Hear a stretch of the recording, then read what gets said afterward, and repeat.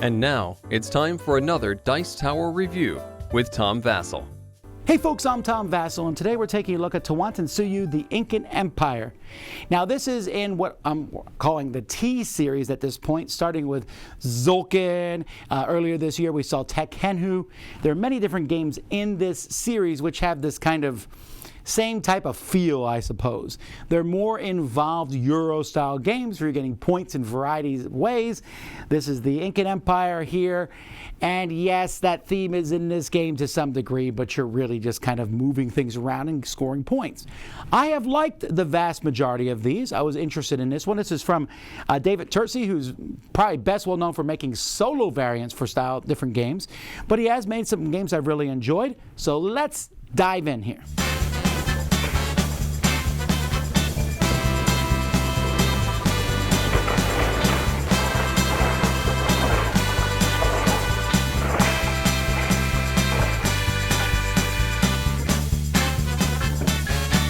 Folks, I want to be clear that I'm not going to go over every rule of this game. I just want to give you a basic idea of how the game works. On a player's turn, they're going to be performing either one, place a worker action. As the game goes by, you're going to get workers of 5 different colors, and you're going to be placing them on the board, or you'll get 2 secondary actions. But I want to talk about the place a worker action first. To do so, you're either going to spend one of the resources that comes in this game, gold. There are 4 different resources. There's potatoes, corn, iron, and gold. Gold is wild, lets you place a worker pretty much anywhere. Or you'll play a God card. God cards are one of the main resources of this game also. God cards at the beginning of the game, you'll be drawing 8 of them, keeping some of them, and discarding the rest to get whatever it says on the bottom.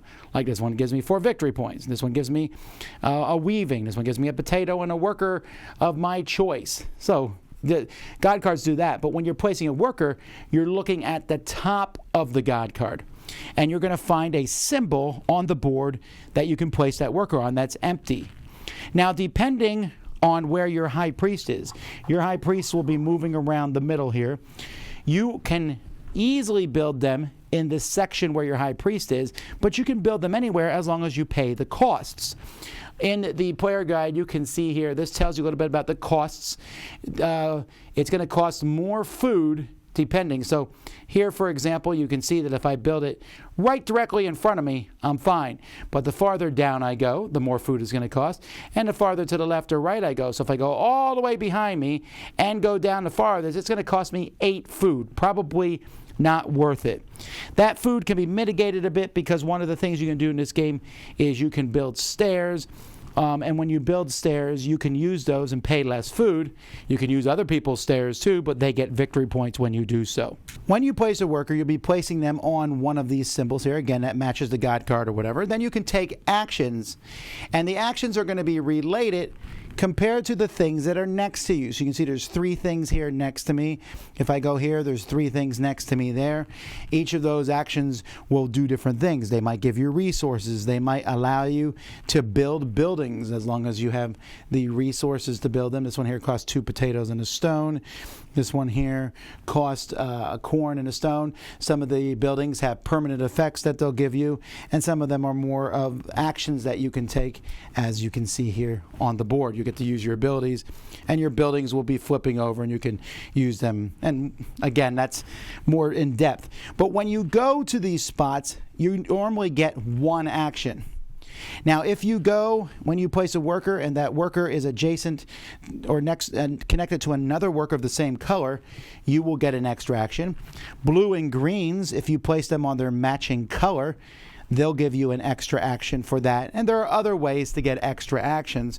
So you could, if I went here and had 2 actions, I could take this action or this action. I could take this one and this one, or, you pick some combination of the actions that you'll take. The actions are listed here on the player aid. So like I said, many of them are collecting resources, building buildings.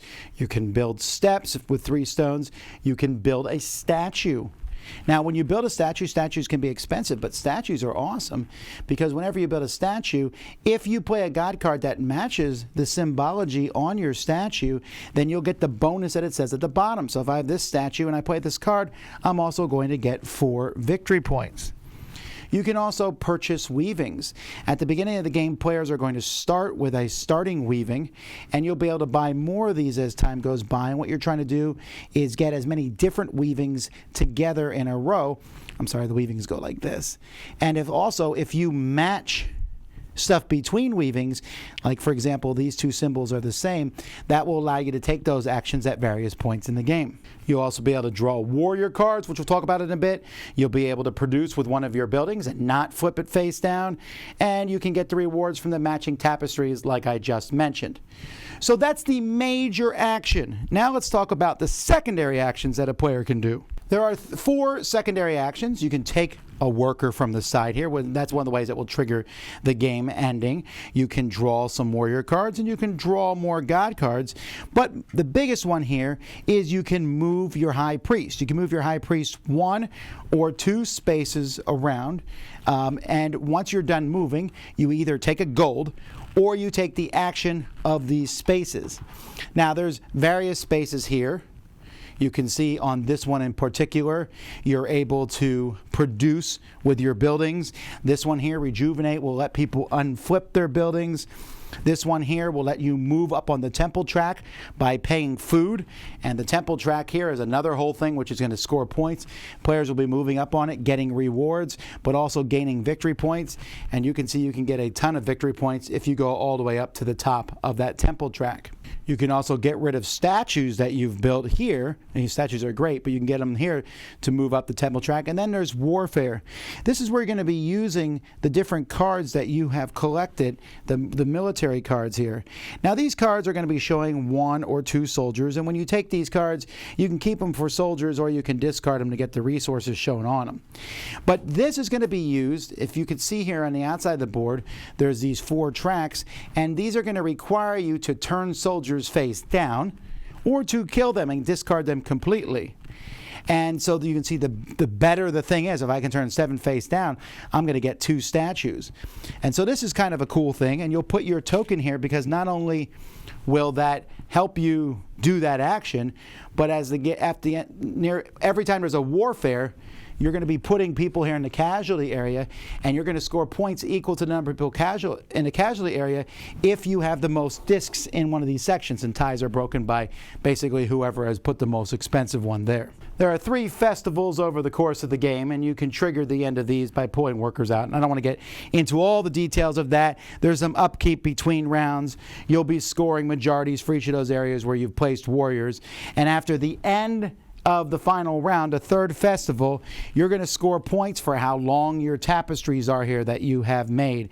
You're going to score points for having moved on the temple track and how far up you've moved on it.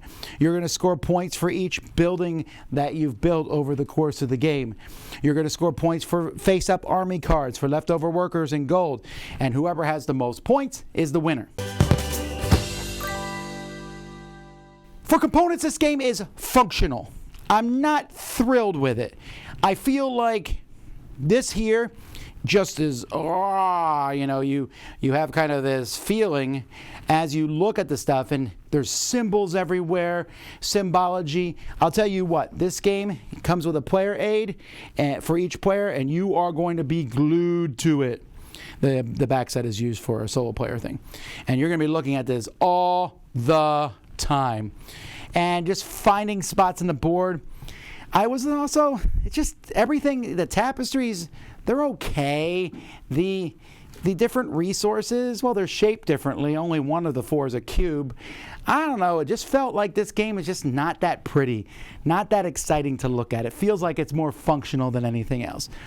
Not bad, I guess, but the symbology of the board and stuff I found to be almost overwhelming. So I mentioned the difficulty of looking at the board and seeing everything going on. And that's a bit indicative, I think, of the whole game for me. This game is an exercise, I felt, in analysis paralysis, but not in a necessarily good way. Like many games have analysis paralysis, you're like, oh, there's so many good options. This game is, what are my options? It's not that I sit there and I say, here are my 4 choices, I will pick one of them. I'm saying, where are they? That board doesn't really help. I'm like, okay, I have this god symbol. Well, there's 1, No. There's one. No. I don't like that as much. It feels like I'm playing Where's Waldo in the middle of a Euro game, and that combination doesn't work for me.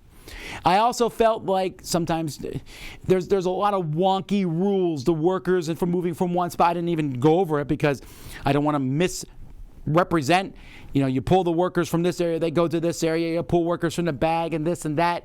And it felt like there was a few extra fiddly little rules, which I just would have cut out. That even the whole paying food, if you go down 3 steps and over 2, and it costs this much food, it's like, oh my word. This game, I'm putting in a lot of effort, but the payoff isn't that good.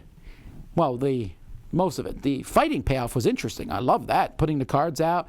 Sometimes you flip them over. Sometimes you get rid of them. You have to decide which thing you're going to go for. That's interesting, but you can only do that so often over the course of the game, and that peters out as the game goes by because the best spots will be taken before the end of the game. So the game actually has a curve of interesting decisions, and I feel like they peter off near the end of the game on top of that. You have the temple track to move up on, and it's kind of like, all right, guys, this is like the 5th game now we've seen this temple track in. It's not any more interesting in this one than it was in the other. The buildings are interesting to some degree. The tapestry was not interesting to me at all. And this game feels like a bunch of mechanisms thrown together, but there's no cohesive tale or theme to hold them together, and I'm not even sure the framework of the game. I mean, it's not like the other games in the T-Series are strong on theme, but they feel more powerful. And Teotihuacan, I can't pronounce that game ever, but in that one, you're moving around the outside board, get resources, do stuff with them. Here it's use a god card play stat, but I don't want to keep too many god cards between turns, and it just felt like I'm always struggling to just figure out what I'm doing to the point where the strategy is out here, and I don't know if I want to put in even more effort to get to that point. So this one, I'm not saying it's a bad game. In fact, I think some people are going to love it.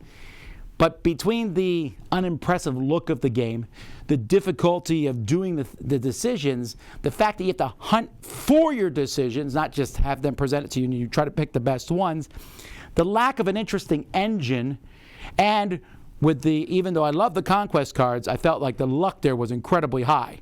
If I draw two warriors and you draw 2 1s, I'm sorry, I have done twice as good of you, and that can really change a lot of points in this game. So, yeah, it's okay. I'd play it again, sure, but I would pick any of the other games in the series probably over it.